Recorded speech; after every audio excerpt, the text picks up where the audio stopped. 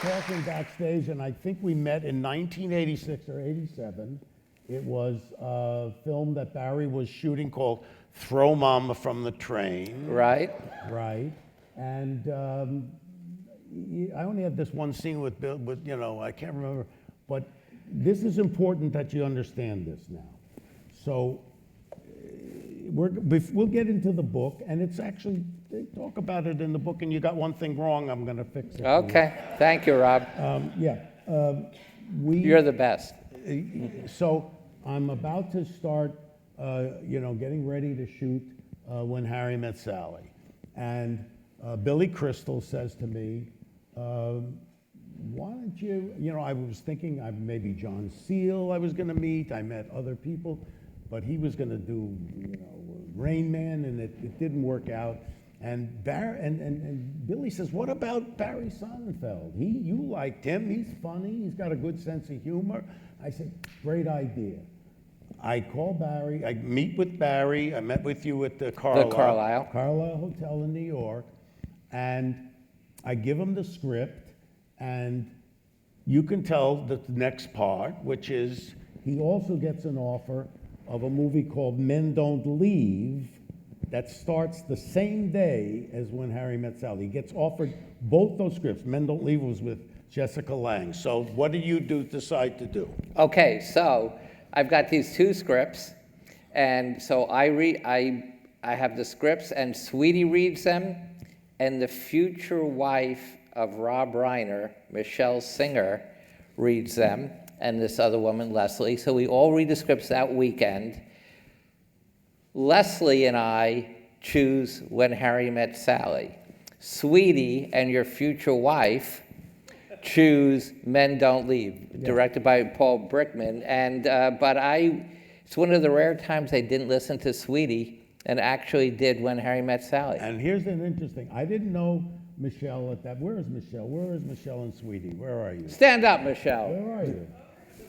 To the right. You're over here.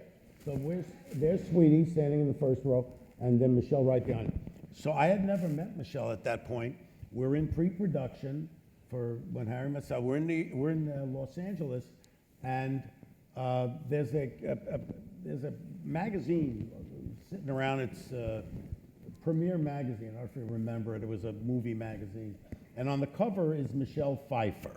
That's right. And I look at this, and When Harry Met Sally was all about my dating life after being married 10 years. I'm now single for 10 years. I don't know what the hell I'm doing. I'm floundering around, and that gave birth to the script. And I'm saying, I look at Michelle Pfeiffer, and I had met her like months ago, had a professional lunch with her. I said to Barry, I said, maybe I should give her a call. I heard she was getting a divorce. She seemed like a nice person. And he says, you could date her if you want, but when you get to New York, I'll introduce you to another Michelle Singer, and you're going to marry her. He says those words to me. He says, you're going to marry her. In retrospect, what I should have said, and you're going to give me $10 million, because I didn't know that whatever I told you to do, you would do it. So I asked one question. I said, does she smoke? And at that time, and Michelle hasn't smoked in over 35 years, but at that time she did smoke, and I said, I don't want to meet her. That's it, because I had been married to Penny Marshall, and she smoked, half the state of North Carolina every day. So I said no. And so that was that. And so I didn't meet her, and then 3/4 of the way through shooting, we're on the Upper West Side, and we're setting up a shot outside in front of a brownstone, and I look across the street, and I see Susan, who I knew. Susan, who at the time was not married to Barry. They were just going together, and she's standing next to this woman who's wearing what looked like a sweater that she looked like a bee. I mean, it had like the stripes and things. But she was very attractive, Still is. And it still is. Still is. As you describe her in the book. How do you describe Michelle She looked like an Israeli spy. Yes. Said she's a dark-haired beauty, looks like an Israeli spy. Anyway, I say, who's that woman with Susan? And he says, that's Michelle Singer. I said, really? That's Michelle Singer? He says, yeah. I said, what is she doing here? She said, well, she's going to have lunch with us. When you break in New York, you go to a local restaurant. They were going to Doc's up on the Upper West Side. I said, well, maybe I'll join you. So now we're sitting there at Doc's at the table, and I'm sitting here, and there's half the people, by the way, in this story are not with us anymore. No. So, but what are you going to do? By the end of this interview, I may not be in the story either. Anyway, I'm sitting here. There's Bruno Kirby, and then there's Michelle. Then there's Nora Ephron. Then there's Barry, and there were Carrie Fisher and Billy Crystal and Susan. They're all sitting around, and I'm hearing over there. Michelle is talking to Nora Ephron and says, "I can make better vichyssoise than this." And I'm thinking, gee, what a bitch. Oh, wow. But I'm attracted to her. Anyway, we start to talk. Where are we going with this, Rob? I just want to make sure that the marriage is stable. The marriage is very stable. Okay. Anyway, so now Barry is shooting. He shot how many pictures did you do with the Coen Brothers? 3. Blood Simple, Raising Arizona, and Miller's Crossing. Right, and they're all talked about in the book. They're great stories, especially in Raising Arizona, when you had all those babies. Right. They had a lot of babies. We had a baby pit. A baby pen where let's use that baby, Right. That kind of thing. Anyway, we make we wind up getting married, and so before that, Barry is shooting Miller's Crossing down in New Orleans, and he invites us. They're going to get married, and they're going to get married on a boat At the wrap party. at for the Miller's wrap party. And Crossing. who's going to marry you? The riverboat captain. The riverboat captain, and Albert Finney is there, and the Coen Brothers and everything. And Michelle and I go there, and we're sitting there, and then that's when she starts thinking, well, maybe we'll get married. I'm going, yeah. But anyway, you introduced us, and I owe you for the rest of my life. Yes. For that. Yes, you do. Yeah. So. And here you are paying me back, and I appreciate it. But I took your advice. Now, the other advice you gave me, because we worked on Misery together, he was the DP on Misery, and tell the story about what happened on Misery. It's in the book. Which one? The one where the first day of shooting, when with Jimmy yes, Caan. Vietnam. Okay, so. Yeah. Don't say they punchline. Well, yeah, I know. So here's the thing. Jimmy was the wrong guy to be in bed for 80 pages of a movie because he just was too active. So the very first day we're shooting. It's called being on drugs. It's called, yes, okay, yeah, You right. don't want to say that. Specific drugs that make you very active. And so it's the first day of shooting, and it's the easiest scene. Rob has set it up. Jimmy is finished typing his last page of his manuscript. It's 6 shots. It's a wide shot, a medium shot, an insert, him lighting a Strike Anywhere match, and we gave him flint on his finger so we wouldn't see that. He could light it, and then he pops a bottle of champagne. Very easy. Half a day of shooting, and at lunch. Well, he goes like this.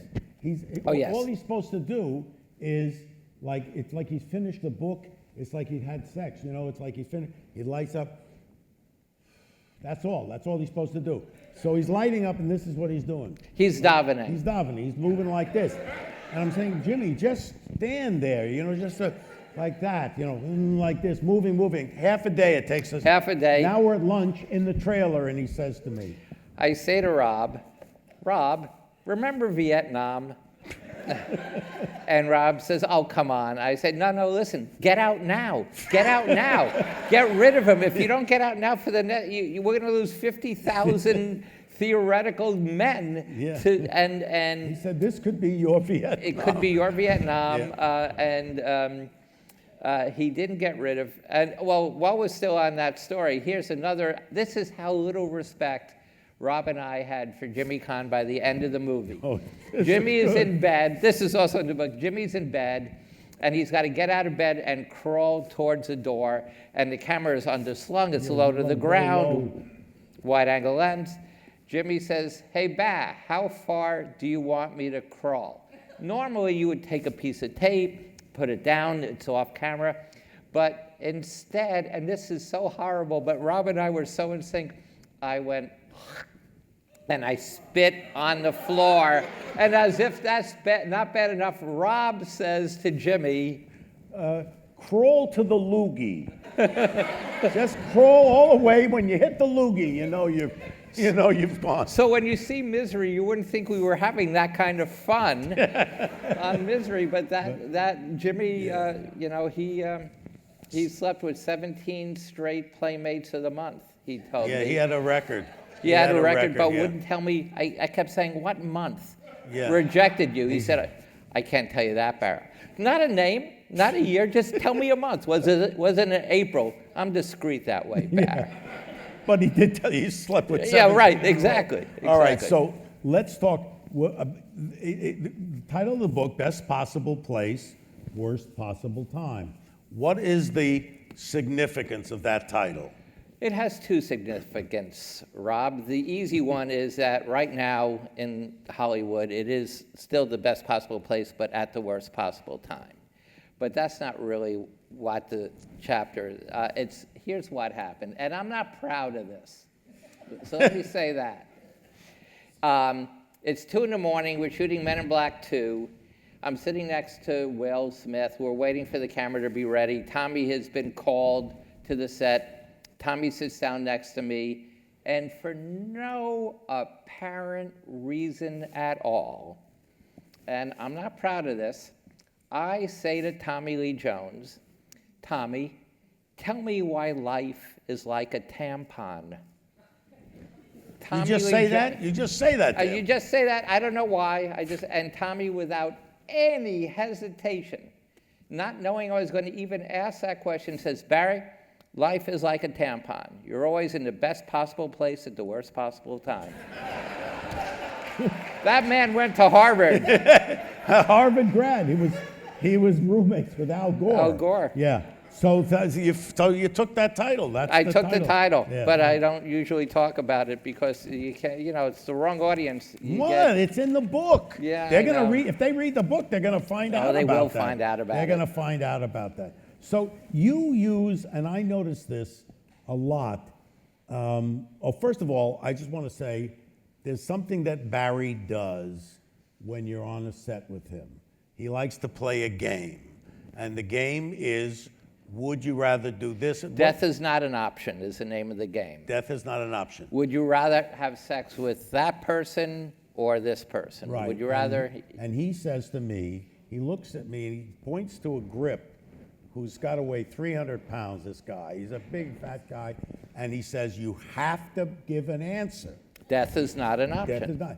Would you rather have sex with that guy or your mother? And Sets are boring. Yeah. I asked. But yes. the other one, he says to me, you're on a desert island. You only have one song that you can hear for the rest of your life. It's either In-A-Gadda-Da-Vida by Iron Butterfly or I Am Woman by Helen Reddy. And you have to pick one of those two. I asked Ethan Coen one time, if death was not an option, would you rather have sex with your brother Joel or with your mother? And without any hesitation, Ethan said, well, I got to keep working with Joel, so I guess Mom. But anyway, enough of the book is not that scatological. And then he always would say to me, he says, Rob, I got a great idea how you can save money. He says, we give all the crew members Depends. We get them the Depends. That way then you don't have to go to the bathroom. There's no breaks. He says, I could be taking a dump right now. You wouldn't know. I said, I would know. You would know. I was wrong about that, by the way. Yeah. So you use, what I love about your style of filming is you use you use these wide angle lenses a lot of times, where you get up close with wide-angle lenses. And what's the theory behind the wide-angle lens? The wide-angle lens, as opposed to a long lens. Right, wide-angle lens, which is like a 21 millimeter or wider, has a certain energy, and I'm going to explain this to the audience using you. All right. If right here, I'm on a 21 millimeter lens, I'm seeing from your calf to your face. And with this little move, just that amount, now I'm in a close-up of your face. Imagine that energy. Yeah. Now, if I was on a 300 millimeter lens, I would be way over there. I could dolly for 50 feet, and it wouldn't change the perspective at all. Right. So there's this wonderful comic energy from wide-angle lenses. And Billy, after throwing Mama from the train, which was even wider, we were on 17.5 millimeters, Billy called me from the set of City Slickers years later. Right. And he said, hey, Barry, you know, the DP's using telephoto long lenses. Is it going to be funny? And I went, no, Billy. I was wrong. As it turns out, I was wrong. There are certain times when you want that but like that, to get that energy and that dynamic thing, it's good. Yeah, it's good, and you use it all the time. We use it a lot on Misery. Very little on Harry and Sally. Yeah, yeah. Now, you tell a story in here about you and Scott Rudin. You worked a lot with Scott Rudin. You did the Addams Family. What other? You did the Addams Family and Addams Family Values. Right. The two Addams Family movies. And at one point, there was a discussion, I think, of Michael Jackson was maybe going to be... He was going to write the end credit song. Right. We had MC Hammer write the end credit song for the first Addams Family, and it was a great song. So we figured for Addams Family Value, let's get an even bigger black star, a pop star, to sing a song for Addams Family Values. So Rudin and I drove up to the Neverland Ranch. Michael arrived many hours late. But wait a minute. You drove up to the Neverland Ranch in separate cars from Rudin. How come you didn't go in the same car? Okay, Rudin's windshield was spiderwebbed from his anger at throwing a cell phone at the windshield. So I didn't want to ride in his car because it was totally spiderwebbed. He didn't want to ride in my car because I had a sports car. So we literally drove up together this 3.5 hours, and neither one of us wanted to take a car service. Yeah. So we get up there. We're told Michael Jackson will be here eventually. To his own house, he's many hours late. Turns out he was in London when we arrived, so he was flying back from London. So he was 6 or 7 hours late by the time he showed up. But we were so bored, I found the estate manager, and I got him to open up all the rides. So there's nothing better than me and Scott Rudin on a merry-go-round, going up and down on horses. And his estate guy brings out this hotel thing with a wheeling table with a tablecloth and 2 domed plates. And he says, Mr. Jackson, no, you had to call him number 1. King of Pop. King of Pop. He said the King of Pop is going to still be some hours late, but I brought you some food. He puts 2 chairs there. We're sitting outside the screening room, outside, looking at the merry-go-round still going around. 2 domes. Scott Rudin sits here. I sit here. He, simultaneously opens the domes, and I had a bowl of peanut M&Ms, and Scott Rudin had fun-sized Kit Kats and Snicker bars. That was the lunch. That was the lunch. As it turns out, I was told later that when Michael was invited to homes of people for dinner, he insisted on bringing his own chef. So no matter what everyone else was eating, which was scallops and rare duck breasts, Michael always had a hamburger and fries. Wow. And that reminds me of things of Donald Trump, who always would get that. And you did a commercial. Didn't you do a commercial with Donald Trump? I fired Donald Trump off of the Macy's. All right, I want to hear about that. Yay. I want to hear about that. What was that? Okay, so Macy's used to have these commercials where all the people that were branding stuff at Macy's, it was Martha Stewart and Usher, who I beat in leg wrestling, and He's very good at I'm leg the best. Are you as good as Andy Kaufman was? Because he was a leg wrestler. Are you serious? Yeah, he used to be a leg wrestler. I've beaten everyone. Okay, Kelly yeah, Ripa, yeah. Mark, but I never. I knew Kelly Ripa. No, are you kidding? That's a credit. Kelly Ripa, you beat? Hey, listen, She's 30 pounds. she's from Jersey. She actually knoes how to leg wrestle. Okay. No one else knows how to leg wrestle. That's the secret to my success. So anyway, Emerald was there, and all Jessica Simpson, and the shot is dying down the length of the Macy's. We built a fake Macy's at Steiner. We're pulling all the way down past all these people, and we end up on the other side of Macy's with a little girl about to touch Donald Trump's hair, and he says, "Don't even think about it." That's a joke. So we pull back, we shoot the master, and I go, "That's great. Donald, we just need a close-up of you." By the way, every other person was there for 2 days, 2 full days. Trump would only give us 20 minutes, right? So now I say, "Okay, give me a 27. On a finder, we're going to shoot Donald's close-up." He says, "You're not shooting me from that side." I go, "Well, I have to. We just shot the master. This is this side you're standing on." He goes, find a place where you can shoot me from my good side or I'm leaving." So I said, "Thank you for coming." And I put out my hand, and he said, "You're serious? You're going to let Donald Trump leave without getting a close-up?" And I said, "Well, yeah, because you won't let me shoot from where I have to shoot. So, yeah, goodbye." He said, "I'm going to leave." I said, "Yeah, great. Come, guys, we're over here on Martha on a 27 millimeter over here." 10 minutes later, tap on my shoulder, Trump says, "All right, you can shoot me from my bad side." Because all bullies are bullies, you know. And I said, "We've moved on, Don." And Wow, so, I yeah. love it. I love it. You got this man has more balls than any elected Republican in America. Thank you. He stood up to Thank you. Donald Trump. That's a great story. That's a great story. So, you worked with two.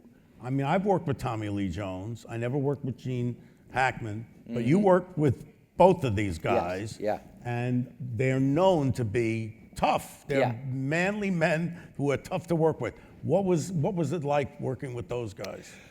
In many ways, they're the same guy. They're manly men who are really good at actors, but they hate the whole dress-up thing. You know, the wardrobe person getting the lint off their thing, the makeup person, they hate it. It's like a sissy. It's like a sissy thing. Yeah. And Gene was a race car driver and flew biplanes, and Tommy is a rancher and all that. So the problem with Tommy, and I think we'll get into this because it's one of the themes of the book that Rob and I totally agree with about how you direct comedies, is you never want anyone to be funny in your comedy. You don't want anyone to know you're working on a comedy. If the wardrobe person knows it, the costumes will be too colorful. If the composer knows it, there'll be slide whistles. Yeah. So the best thing is the funny is in the thing, and if you play it straight, you'll get the laugh. Right. The funny is in the writing or the absurd situation, but don't play in. So it's the first day of shooting with Tommy Lee Jones. He's never been in a comedy before. This is on the first Men in Black, and he's talking to an alien who's speaking in an alien language. And the alien has flippers and arms, and Tommy's first line as written is, "That's enough, Mikey. Put up your hands and all your flippers." As acted by Tommy, it's, "That's enough, Mikey. Put up your hands and all your flippers." Cut. Yeah. Hey, Tommy. Tommy, I think it's going to be funnier if you don't acknowledge that "put up your flippers" is funny. See, let the audience discover that. Yeah. Let them find the comedy. Don't tell them where the comedy is. Yes. And for 20 weeks, he hated me. He literally, his agent called, said, "You only want Will to be funny. You don't want Tommy to be funny." And I said, "Believe me, George Burns is as funny as Gracie Allen. Martin and Lewis, you could go on and on. You only want one funny guy in your comedy. You never want two funny guys. All right, so Tommy sees the movie, and he's about to do the press junket. He sees the movie, and of course, loves his performance. And all the reporters say to Tommy, how did you how did you learn to be so funny? And Tommy says, the secret to being funny is to stand next to Will Smith and do whatever Barry Sonnenfeld tells you to do. Oh, I love it. And I love that. Now Gene Hackman was a much more difficult guy. That was easy. Gene hated John Travolta. We're talking about Get Shorty, and the reason is because John just didn't know his lines. He was incapable. Well, that's a reason not to like it. Right. An actor you're working with. I worked with You them, worked and they with had them. to put cue cards everywhere. Yeah. And the issue is with comedy, you need people to talk fast, and you need people to step on each other's lines. And you also, comedy plays in master shot. When it's working, master shots, two shots, close-ups are not where you want to shoot most of your comedy stuff. You know, I hate. You want to see them playing. You off want of to play each off other. of each other, and Yeah. you want to see action and reaction. You want to see Meg faking an orgasm, and you want to see Billy eating the corned beef sandwich, doing nothing. And by the way, the reaction shot always gets the biggest laugh. Yeah. You know. So anyway, because Travolta didn't know his lines, he never was coming in with his lines, and he was on the first day of shooting with Travolta, 8-page scene, which is usually you shoot what, 2.5 pages a day? Yeah. So Travolta says, hey, Gene, why did you do this weekend? And Gene says, well, with 8 effing pages to learn, I did nothing but learn the dialogue. And Travolta says, that's a waste of a weekend. Oh, It's boy. not going to go well. Gene's getting angrier and angrier. I load film. Sweetie has come in. I direct from the camera on a saddle, by the way. And Sweetie comes in. She's at Video Village. I say hi. We kiss. I say to Gene, hey, Gene, stand up. The camera's reloaded. Stand up a sentence earlier. And roll camera. And I start to roll, and Gene starts screaming. You don't have an effing clue what you're talking about. You're an idiot. You'll take advice from your wife. You don't know what you're doing. So I break for lunch, even though it's like 10 in the morning. And I say to Gene, hey, Gene, I just want you to know, if you need to yell at me this entire movie, go ahead. It doesn't bother me at all. And I know you're just mad at John for not knowing his lines. You're not mad at me, so I'm giving you the permission. Just keep yelling at me. And he did. He didn't have the guts to yell at John because, you know. He had to work with him. Yeah, so I understood why. And so, as you know, being a director is like being a parent. You know, different people need, different kids need different kinds of love. Yeah, and I also, you know, we've talked about this many times, and you have the story in the book. Being a director is a very lonely job because you're not part of the cast, you're not part of the crew. You're the person that sees the whole picture. And so at some point in time during the making of the movie, everybody that's working on the movie at one point or another thinks you're an idiot. Yep. They think you're an idiot because you're doing something that goes against what they would do in their area. But they're only seeing their area. They don't see the big whole picture. And you're doing something that's going to fit into the bigger picture. And if you get it perfect in their area, you knock something out of whack. And so Herb Gardner told me this great thing that he heard when he was directing for the first time. He called it the silent schmuck. And what it is a person, well, you talk about it in the book. Rob taught me about the silent schmuck. One of the 2 things he taught me that I still use every day is Jim Amichi, which is when someone looks like. Let's put that okay, on the table because that takes an explanation. Okay, Yeah. all right. So getting back to silent schmuck, which Rob taught me, which he learned from Herb Gardner, is when the cameraman says, you want the camera here or there? And you go, there.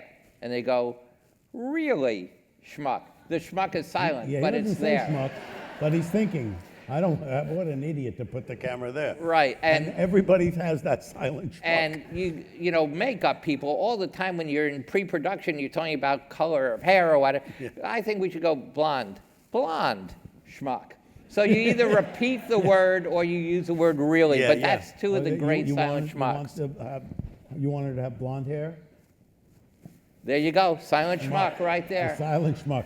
Or when the AD says to the crew, hey guys, the director would like to break for lunch, meaning I don't think we should break for lunch. I think we should go into meal penalty, but the director thinks, wants to do that, yeah. And you just want to like, I know. So the Jim Amichi story is this, and it's a game you can all play, and you can take it with you the rest of your life. And in order to understand this game, it's something I saw this guy, and this has got to be 40 years ago, 45 years. I'm watching late night television, and a guy comes on selling 40 romantic songs from the 40s. And he comes out and he says, hello, my name is Jim Amichi, with that reading. Now, it was Don Amichi's brother. For those of you who don't know, Don Amichi was a big movie star in the 40s and the 50s. You know, he was in Cocoon, he was in Trading Places. I'm not helping you. No, you're not going to help me. Google him, Don Amichi. He was a very big movie star. But this guy comes out and he says, hi, I'm Jim Amichi, meaning I'm not the Amici you want. I'm a lesser Amici. Right. I'm a secondary Amici. And I started laughing because he basically put himself down with that reading. And I made up this game where you see somebody who looks exactly like that person, but you say it's Jim so-and-so. Right? And so, and if it's a woman, it's the same thing. If you see somebody who looks like Liza Minnelli, you say Jim Minnelli. You do the same thing. So whenever you see something, you can say Jim. So now we're scouting on When Harry Met Sally, and we're looking at this loft where there's an exercise class going on, because we're going to have a little sequence where Sally does a tap dance. She's learning how to tap dance. And we see these people doing exercises, an exercise class. And Barry says to me, we see a guy over there. You know which one I'm talking about? I think so. It's Yeah, no, it's James Taylor. You say, is that, remember? Remember that? No, you tell it, it's good. All right.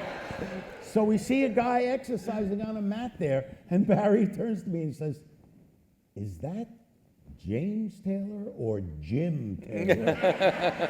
And it was James Taylor. So it couldn't work for that. No, but I like, is that Jim Taylor or James Right. Taylor? Tell me about test screenings, because that's like the worst possible thing any director. We hate test screenings. You know what, Rob? We both hate test screenings and respect them for the following reason. Okay. In comedies, sometimes, so a test screening is, we're editing the film and it's not finished yet, so you get a recruited audience screening of a couple hundred people to see your movie. And the truth is, you learn everything you need to know about that movie by just sitting in the room with them. Yeah. You hear where they cough, you hear where they shuffle their feet, and you sense, and when you lose an audience, and especially in a comedy, it always takes 10 minutes to get them back, right? So, but sometimes you want to try different, Will Smith may have ad-libbed 3 different funny things, so you want to try different test screenings with different things. You also see sometimes someone is laughing, the audience is laughing so much you have to open up the cut, because you're making them stop laughing because the actors are continuing their, so you can learn things. Right. But the studios, now they don't even, now studios are so bad, don't get me started. But so what the studios would do is they would say to this guy, Joe Farrell, who I claim that if he was alive when they were doing Casablanca, Humphrey Bogart would have gotten on the plane, because They don't like that ending. they don't like that ending. It seems like unromantic. I had a scene in Get Shorty. I had a scene where Ray Bones, played by Dennis Farina, slaps this woman across the face. So the studio wanted to take it out, but for me, it was the only moment where Dennis Farina has any kind. He's a buffoon. But you have to make him a real villain, right? So we had the slap. So Joe Farrell, after the screening, says, raise your hand if you didn't like that woman being slapped. Well, who doesn't raise their hand? Everyone raises their hand, and I'm saying, well, that's a good thing. That's the point of That's it. the point. Yeah. But the studio wanted me to take it out and said to Joe, ask that question so that Barry can see how many people were upset that a woman was slapped across. Of course she was. Yeah. They were upset. So anyway, he was, I did say to Joe when I got on the plane, we took a private jet, MGM Group took a private jet to San Jose, and I got on the plane with Joe, and I said, you know, Joe, I hate to fly. Every time I get off a plane, I view it as a failed suicide attempt. But I just want you to know that this flight to San Jose is going to be good for me because I have the knowledge that if this plane goes down, I'm taking you with me. Oh, Jesus. And all the executives went, oh, Barry. Yeah. I said, what? Yeah, no, the test screeners are terrible. I remember the first time we tested Spinal Tap in Dallas, and nobody knew what the hell it was. And they came up to Wow. me and they said, why would you make a movie about a band that nobody ever heard of? And one that's so bad. And I thought, oh no, they don't get it. They don't get what the satire is. But I felt better when I read they give you cards. Yeah, the cards, They yeah. have lots of cards, and people fill them out, and they have Favorite scene? Yeah, favorite, and then they comment all over the place. And I counted 4 other ways to spell the word movie. Oh, no, that's... And that made Right. me feel better. That's what I was about to say. What those cards make you so sad about, even more than your movie, is where education is in America. Yeah. You cannot believe how badly spelled Yes. every movie. Well, they had the regular movie. Then they had MOVEE, MOVEY, and my favorite one was MOVE.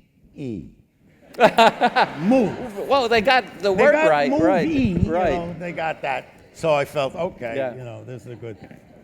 So now, Men in Black, when you did, was this the third Men? What was this thing with the cockroaches? You had That was the first one. the first one. So tell me about that. You had, they have, PETA, they don't have that then. Right. But Wranglers for, No, they did. They had Peter, but the ASPCA came. yeah. So at the end of Men in Black, Will Smith breaks his dumpster open. There are all these cockroaches. So we had a cockroach wrangler that brought 300 cockroaches. The really big water bugs. So first of all, the ASPCA guy made us wait while the ASPCA guy and the wrangler counted all the cockroaches, because after each take, he wanted to make sure that none had escaped and might get stepped on. So it took forever to recount the cockroaches. And by the way, the weird thing is, at the end of the shoot that day, he allowed us to fumigate the stage, which makes no sense. So I don't get it. But I said to the guy, this is an animal that when you go like that. right, You go you're like supposed that. to go like that. Yeah.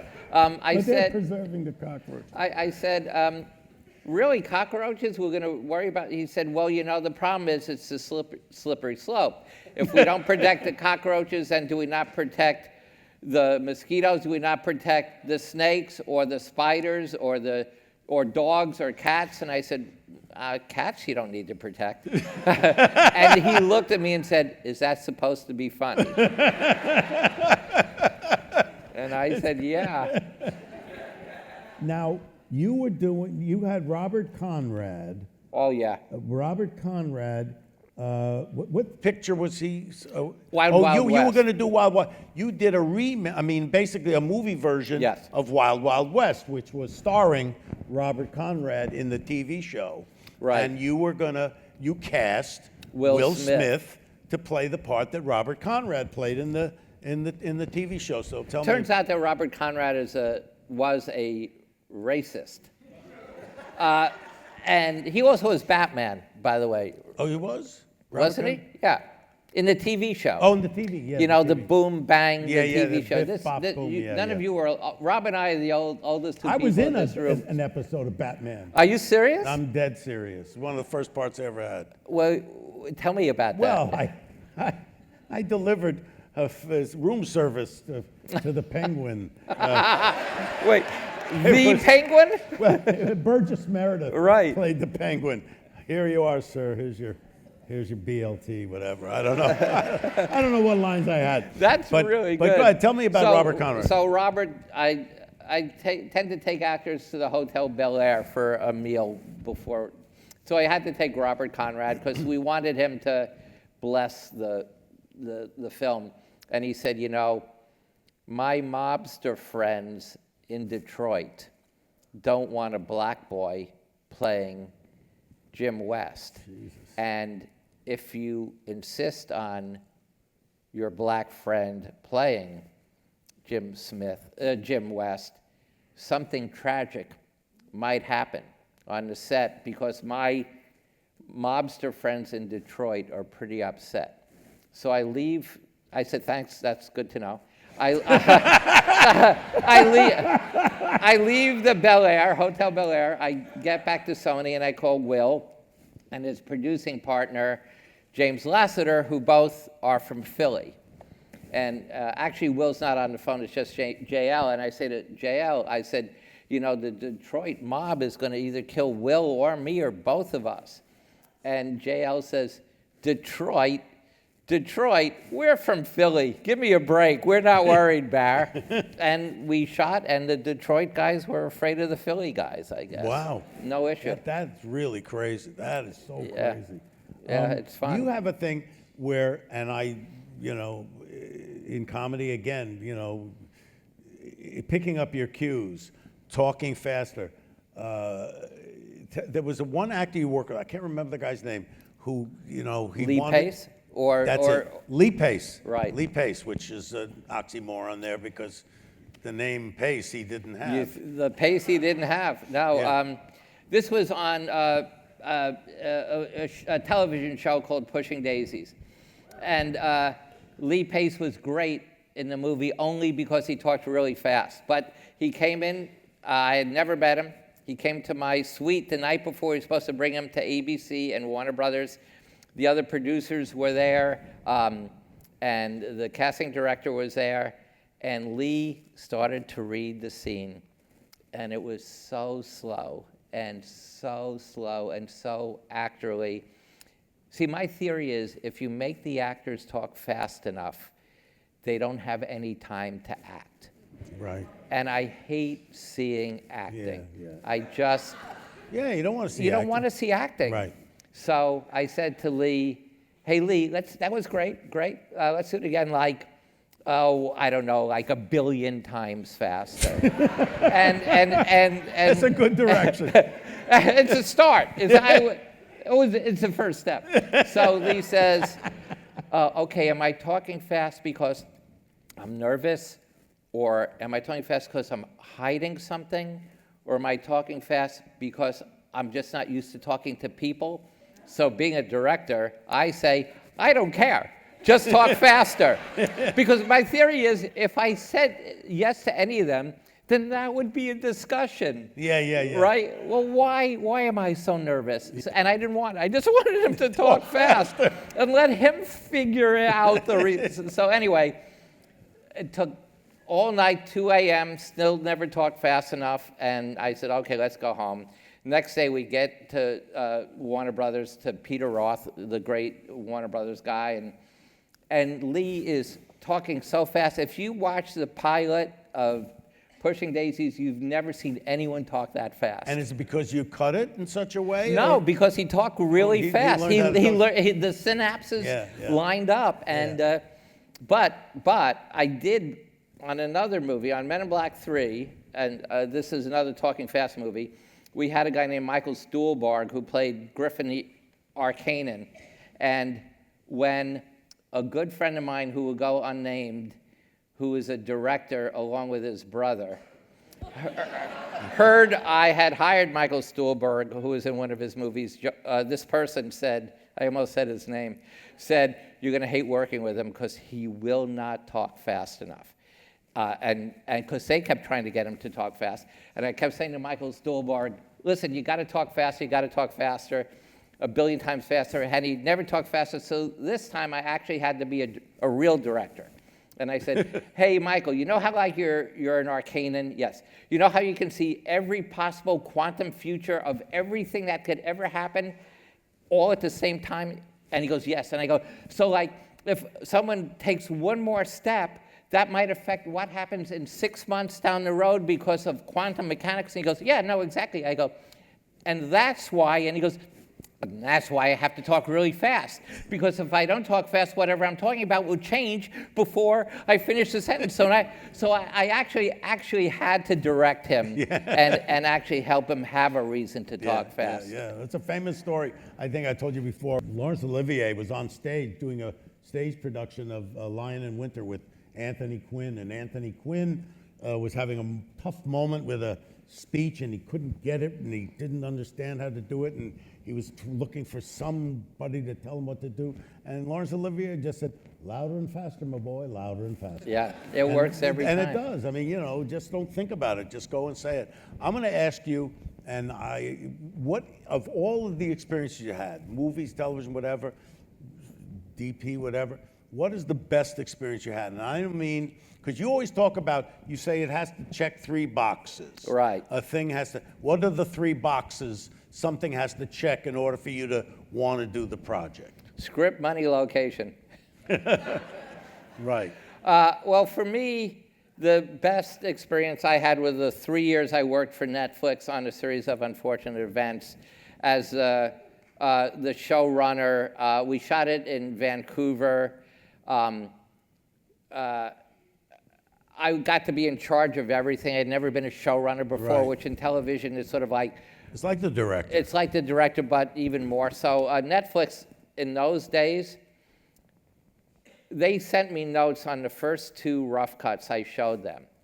And I called the head of Netflix and I said, of my division, I said, "Do you want me to do all these notes, even the ones I don't think will work, or just the ones I think might work but I disagree with? How many of these notes do you want me to do? Because I can do all of them, even if I disagree with them." And he said, "It's your show. These are suggestions. You don't have to do any of them." Yeah. And I said, no, it's your show." He said, "We don't see it that way, Barry. We hired you. We met a lot of people. We decided you were the guy. It's your show." And that is what studios should do. They should Yes. take their time, find the right director. And let him do his job. Right. Do you say to your plumber, "You're using the crescent wrench instead of the monkey wrench"? Yeah. No, you get the right plumber and let him Yeah. do the job. Yeah, no, it's true. And that was always our philosophy at Castle Rock. Right. We get we were always be, very generous with writers and directors saying, this is yours. You do Yeah. it. And that's that series of unfortunate, how many did you do? You did, Well, there were 25 episodes of which I directed about half of them. Wow. But I produced the rest. But here's the thing, because I respected the other directors, but knew if I came on the set, I would be so annoying, because I would want them to do things differently. I would try to stay away as much as possible, but Melina Weissman, who was like 12 at the time, would say, I always knew when another director was directing an episode. Always knew when I came to the set, even if I didn't see you, because suddenly the directors would come up to us and say, "Let's just do one more a lot faster." and did you feel like when you came on, did you think that the directors were feeling intimidated that, they see Barry looking over my shoulder? Because I know you didn't want to make them feel that. You wanted them to do their work. Yes, so it was a combination I didn't want them to worry about my presence, and also I knew that I couldn't just shut up and sit there, that I would become the studio, and I'd be the one saying, "Make them talk faster." So instead, other people would come down and say, "I think Barry would want you to do one faster." Faster, yeah.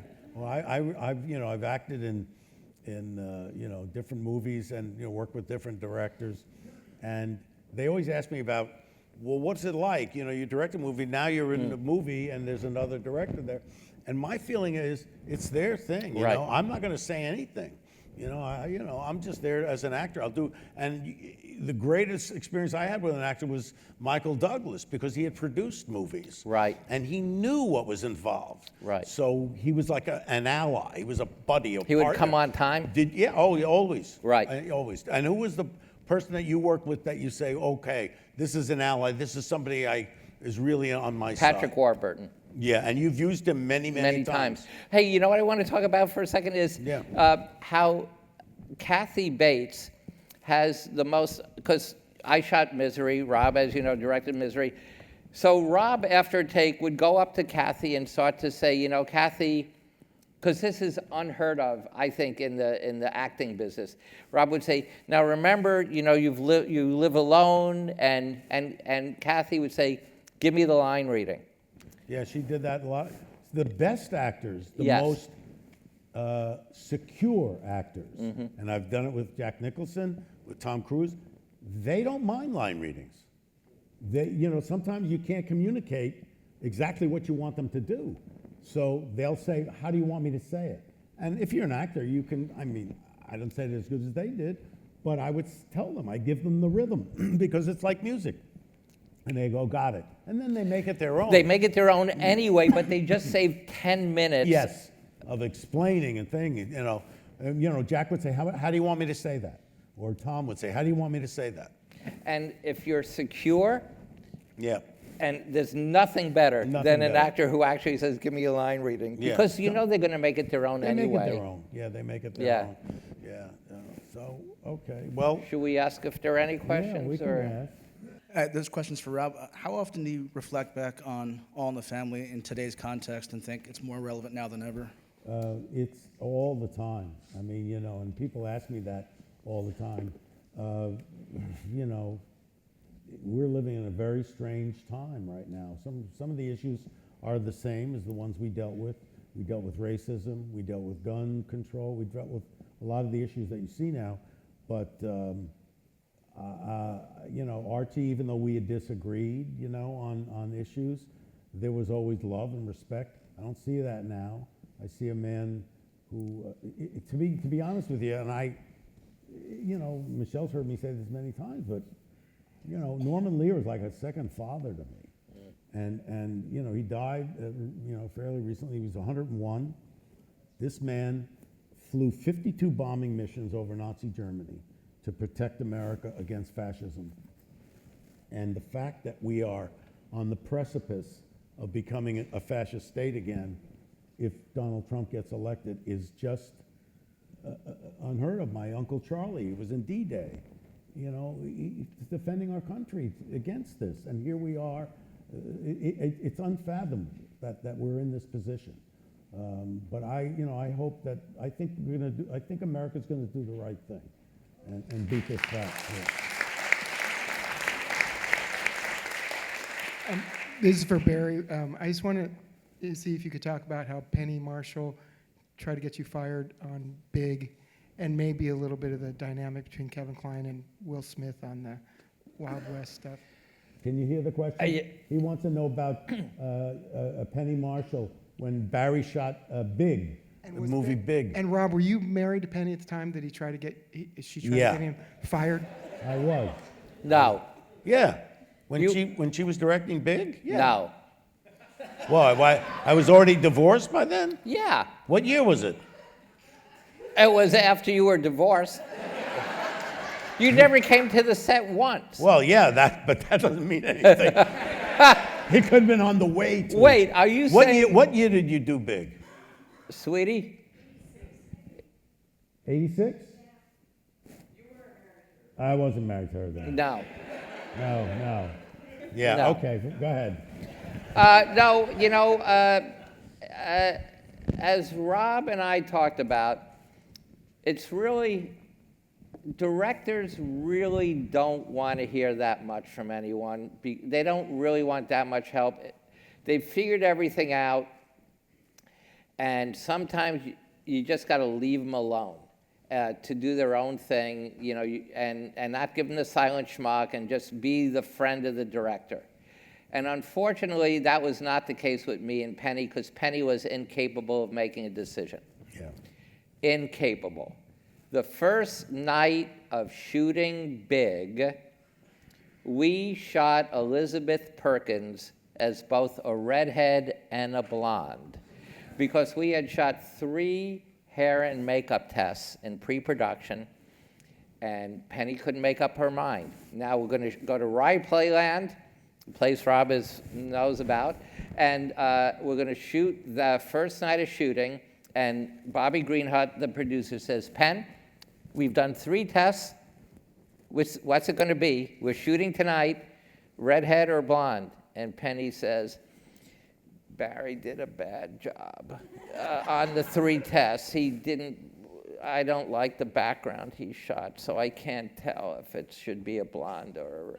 So we literally, and also you can't just switch wigs, because literally she was in different outfits, because a redhead, you wanted different clothes than a blonde.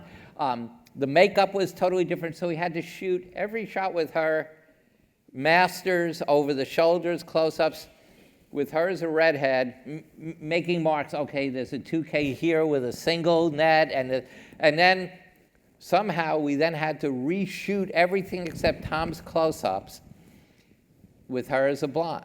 Wow. So, and by the end, I was making a lot of decisions, so Penny And then didn't you like it. told me one story about how he wanted to be tight. Oh, yeah. What was we that? invented a lens for her. It was called the wide-angle telephoto.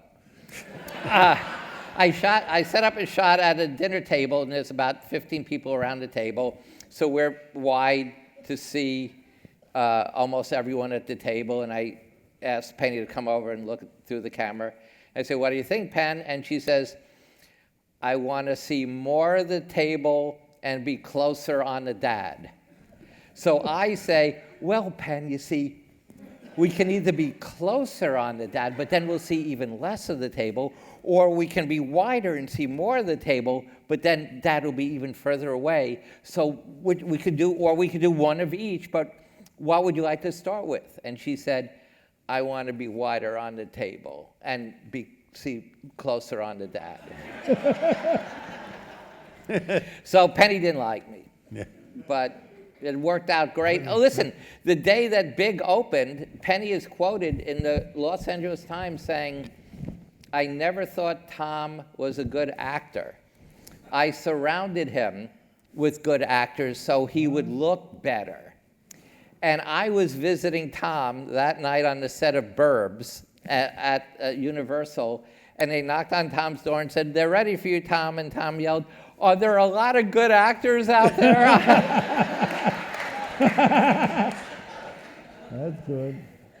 Do you have a story or remembrance of breaking a new actor, a young new actor, like when they first came into your office, they weren't well known yet, and you had a really exciting situation with them where they auditioned for you and kind of was the beginning of a career?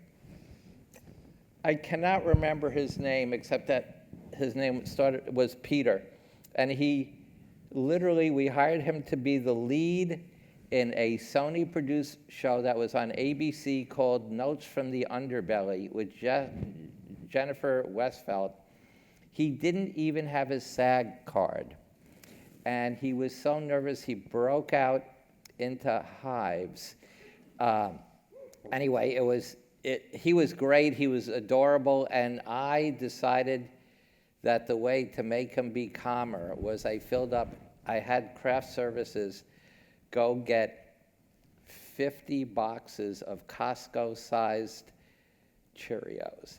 And I filled up his car with Cheerios. It was so mean. I don't know why I did it, and it's not really answering your question. Doesn't answer it at all. It doesn't answer it at all. Not even close. Not even close. But, actors are actors. Some actors that have been around for a long time are no good, and some actors first time are great. Yeah. Well, when River Phoenix came in, he had done, I think, something else, but I had never seen him. And he came in to read, for Stand By Me, and I thought, whoa, this is, he's amazing. You see these guys, and Yeah. they, jump out at you. Can you tell me what inspired you to do the JFK podcast? I mean, it's fascinating, but what gave you that original spark? Talking about the JFK, who killed JFK? When I was 16 when Kennedy was killed, and anybody who was alive at that time will remember exactly where they were. It's like 9/11, and it's been with me ever since. You know, it's over 60 years now, and at first I just took what everybody said, but we all watched on television and saw the man who was accused of killing Kennedy murdered on live television. We all saw that happen. I thought, that's bizarre. Why are they killing this guy, the guy who killed Kennedy? It made no sense. And then over the years, I would read, and when new information would come out, and over the period of 60 years, I started putting all this together, because most people, they don't really, you hear a bit of information, but then something new comes out 10 years later or 20 years later. And you can't really put all those things together. You don't quite understand it. So I'd read a couple of books and started to form what became a very clear picture as to what had happened. And Michelle and I, my wife, and I'll just tell you one little story that kind of cemented it for me. We had a website right before the 2016 election. It was called the Committee to Investigate Russia. And it was all about the Russian influence on the campaign and what coordination there had been with the Trump campaign. And we had a very, stellar board of people. We had James Clapper and John Brennan and Michael Hayden and, Michael Morrell. I mean, some, big people in the intelligence world. And I became friends with John Brennan, who was, head of the CIA. And one night we're having dinner, and it was Michelle, myself, and John Brennan and his wife, Kathy. And I was dying to ask him what he knew, if he knew anything. I knew he wasn't going to tell me, so I didn't bring it up. I didn't say anything. But at the end of the meal, he says to me, "So what are you working on these days?" And I said, "Well, I've got this thing about Kennedy," and he says to me, "Well, what do you think about that?" And so I start to talk to him, and I tell him some of the things that I've pieced together over 60 years, and I get to a point where I say, I asked him, and I said, "What do you know about a guy named Richard Case Nagel?" Now, you probably don't hear that name, but he was somebody who was assigned to work with Oswald, and he knew Oswald from Japan. They had worked on some CIA missions together, the two of them. And I was dying to hear what he knew about Richard Case Nagel. And all he said to me was, "Well, what do you know about Richard Case Nagel?" Like that. It was like, and I tell him what I knew about him and how he was decorated in Korea, that he worked with Oswald and in Atsugi in Japan, and I'm telling him all this stuff, and he's just listening. He's not saying anything. And his wife says, "John, is there any reason you think Rob should not pursue this?" And all he said was, "I think it's it's always a good idea to revisit history." That's all he said. Then 2 weeks later, I got an email from him, and he says, "There's a man I worked with at the CIA for 20 years. He was a Moscow bureau chief. His name is Ralph Moat Larson. He basically has the same exact ideas that you do. Would you like to meet him?" I went, "Oh man," Michelle and I get on a plane, we go to DC, and we sit down with him. And he lays out essentially the same scenario that I had thought of, and it's what we describe in the podcast. And so that's something that it's always been with me. And I always thought, how do you kill a president in broad daylight in front of everybody? How did that happen? And then when you look into it, and Michelle and I have been at Dealey Plaza many times. I shot a little sequence it was a big sequence in LBJ, a movie I did with Woody Harrelson, where we recreated that at Dealey Plaza. And if you've been there a number of times, you can, and you read the Warren Commission, it makes no sense. It absolutely makes no sense. Yeah, well, it did like over 8 million downloads, and it's good. And what I like about it, and we're now working on a book for Simon & Schuster to expand on it and put a little more flesh on it. But what I liked about it is, if you don't know anything about the Kennedy assassination, it's a good thing to listen to. And if you know a lot about it, you're still going to learn a few little things that you might not know. So there you go. Well, Barry was how old? I were listened to the podcast. How I old loved were it. you when Kennedy 10. was? You were 10? Yeah. Do you remember it? Yeah, I was in Mrs. Frischberg's class. Well, see, that's the thing. Well, no, I was in Mr. Crean's class in Yeah. physics. You remember? You Yeah. can't remember. Anyway, yeah. So and that's funny too. The JFK. No. So let's get back to Barry. I have a question for Barry, but I would be remiss. Well, no, it's super fast. I just would be remiss if I didn't say thank you, Mr. Reiner, for all you've done to, protect our democracy, and on Twitter, it's very meaningful. Thank you. I hope it helps. Thank you. I hope it helps. My question for Barry, and I have a hunch on this is why I'm asking it, but if I'm wrong, you can skip it. Have you been confused a lot, just in the industry or with people in the media, with Barry Levinson, and are there any funny stories there? Yeah.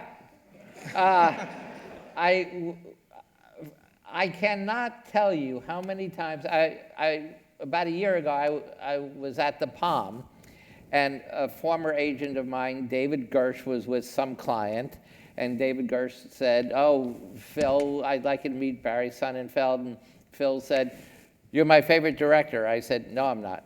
He said, "No, are you kidding? You're my favorite director." I said, "No, I'm not your favorite director." And he goes, "You only directed my favorite movie." And I said, "Diner?"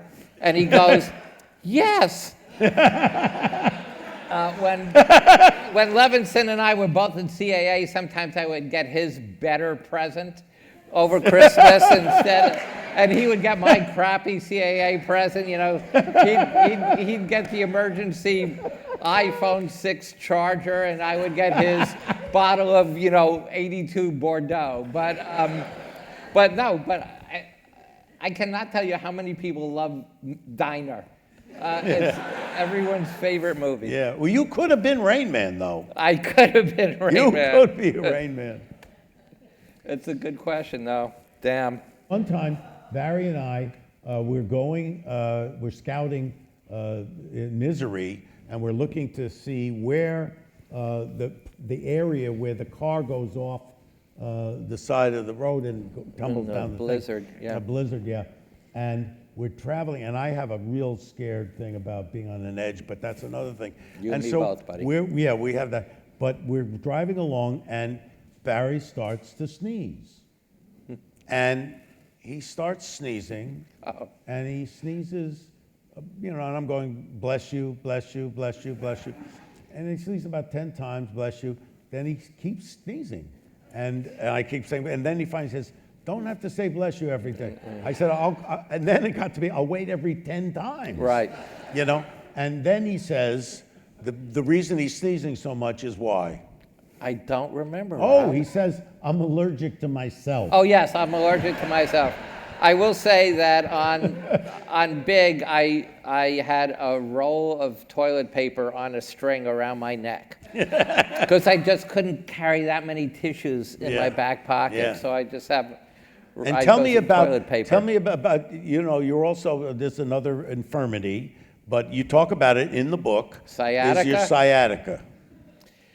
Yes, sciatica is brought on by a tremendous amount of stress or unconscious narcissistic rage. What that means is you fear that if you express the anger that you have, you'll either get fired, get divorced, never speak to your child again. So you keep that anger inside of you. But your unconscious doesn't want you to express that anger, so it gives you so much pain, sciatica. No, this is true. It gives you so much pain that every moment of your life is focused on that pain, so you can't express the anger. So I had sciatica so bad since Sweetie told me not to yell in 1997, that, and on Men in Black 3, it was so bad because that movie was out of control stupid. It ended up being one of my favorite movies, but it was really hard to get there because everyone was stupid except for me. And one day, I just couldn't take it anymore, and my sciatica, I was crawling on the set. And I couldn't take it anymore, and I screamed at the producer, and I stood up, and I said, in the words of Peter Sellers at the end of Doctor Strangelove, I said, "Mein Führer, I can walk," and my sciatica was gone. Right, because you got it out. Because I got it out. So anyone with sciatica, just figure out who you need to yell at, and Get that rage out. you get that rage out. As Rob says, get it out. Yeah. Well, thanks, everybody.